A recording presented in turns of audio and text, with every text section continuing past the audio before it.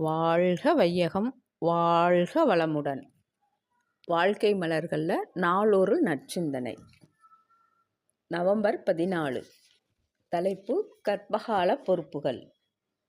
குடும்ப வாழ்வில் பொறுப்பேற்றுள்ள கணவன் மனைவி இருவரும் கருப்பையில் வளர்ந்து வரும் குழந்தையின் உறுப்புகளின் வளர்ச்சியை நன்றாக நினைவில் கொள்ள வேண்டும்.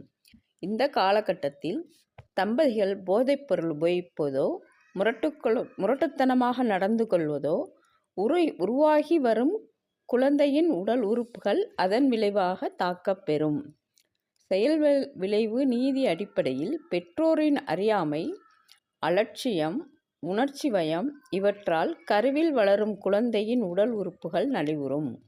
மேலும் கர்ப்பகாலத்தில் கருவுற்றிருக்கும் பெண்ணுக்கு மனதில் துன்பமோ அச்சமோ அளிக்கும்படி எவரும் நடந்து கொள்ளக்கூடாது. கரு உருவாகும் போதே தாய் தந்தை இருவரின் கருமைய பதிவுகள் அதற்கு சொந்தமாகிவிடும்.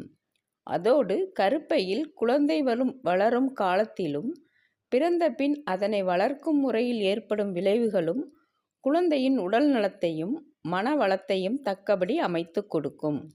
நல்ல குழந்தை பிறக்க வேண்டும் என்று கணவனும் மனைவியும் விரும்புவது இயல்பு. அதற்கேற்றவாறு அவர்கள் தங்கள் கடமைகளை ஆற்றாவிட்டால் எவ்வாறு நல்ல குழந்தையை அடைவது?